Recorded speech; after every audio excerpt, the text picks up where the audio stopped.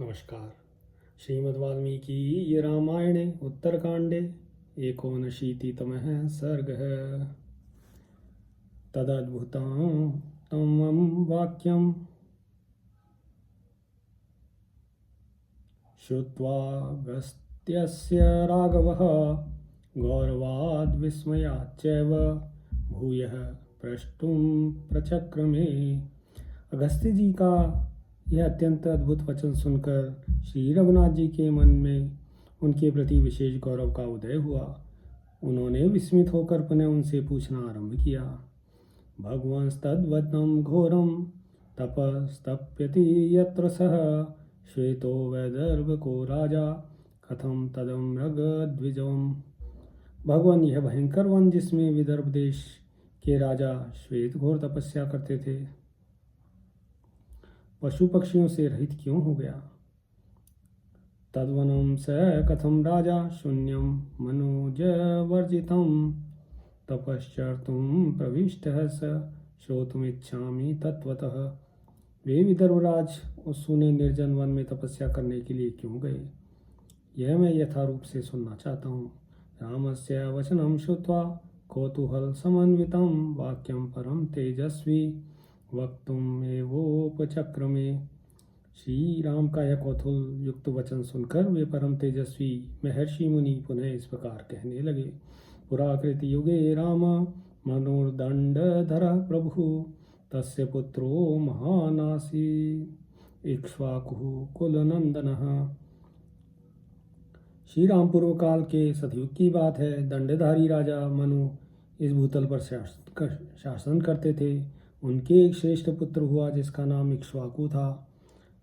राजकुमार इक्ष्वाकु अपने कुल को आनंदित करने वाले थे। तम पुत्रम पूर्वकम राज्ये निक्षिप्य भुवि दुर्जयम पृथिव्याम राजवंशानाम भव करते त्युवाच तम।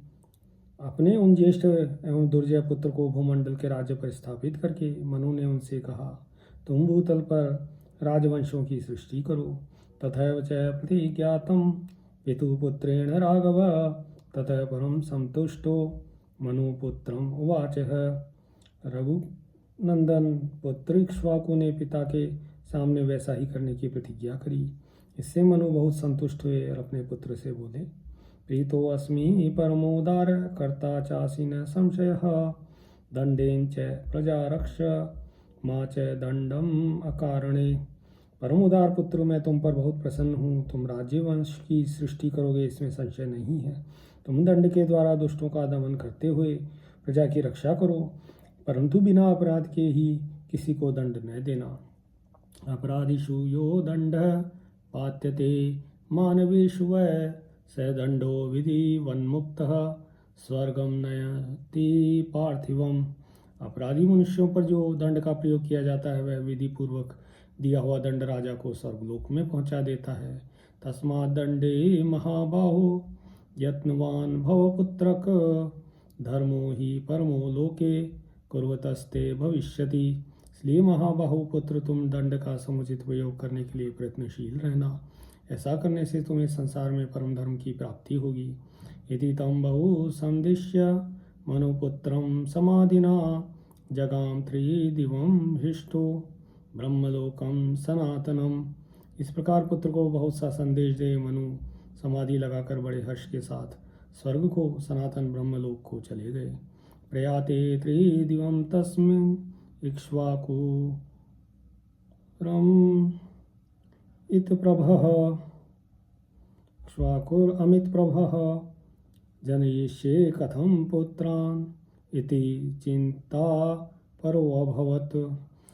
उनके ब्रह्मलोक निवासी हो जाने पर अमित तेजस्वी राजा इक्ष्वाकु इस चिंता में पड़ गए कि मैं किस प्रकार पुत्रों को उत्पत्ति दूं।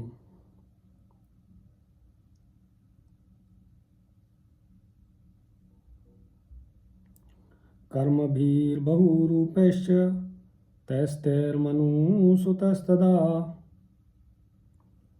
जनयामास धर्मात्मा शतम देव सुतोपमान।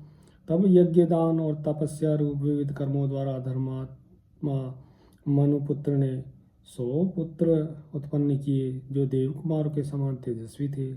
तेषाम् अवर्जस्तात् सर्वेषां रघुनन्दन मूढश्चाकृत विद्यश्च न शुश्रूषति पूर्वजान। तात रघुनंदन में जो सबसे छोटा पुत्र था वह मूढ़ और विद्या विहीन था, इसलिए अपने बड़े भाइयों की सेवा नहीं करता था।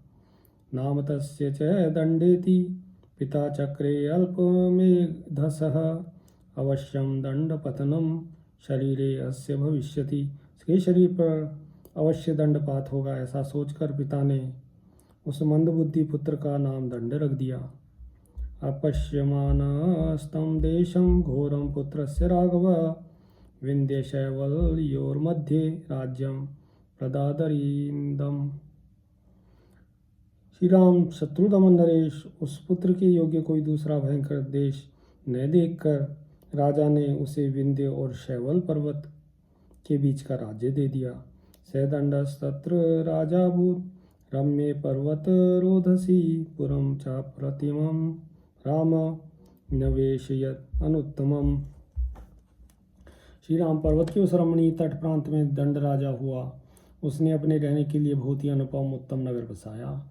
पुरस्य चाकरो नाम मधुमंतम इति प्रभो पुरोहितम तूषणसम वर्यामासु व्रतम। प्रभु उसने उस नगर का नाम रखा मधुमंत और उत्तम व्रत का पालन करने वाले शुक्राचार्य को अपना पुरोहित बनाया। एवं स राजा तद राज्यम अकरोत् स पुरोहितः प्रहष्टम अनुजाकीर्णम देवराजो यथा दिवि। इस प्रकार स्वर्ग में देवराज की भांति भूतल पर राजा दंड ने पुरोहित के साथ रहकर हृष्ट पृष्ट मनुष्यों से भरे हुए उस राज्य का पालन आरंभ किया। ततः स राजा मनुजेन्द्र पुत्र सार्धं च तेनोशनसा तदानीं चकार राज्यं सुमहान् महात्मा शक्रो दिविशोशनसा समेतः।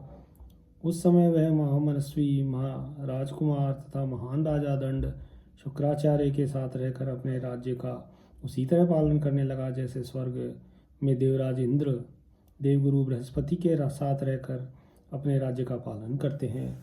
इतिहासे श्रीमद् रामायणे वाल्मीकि ये आदि काव्ये उत्तरकांडे 89तमः सर्ग। सियावर रामचंद्र पद जय शरणम।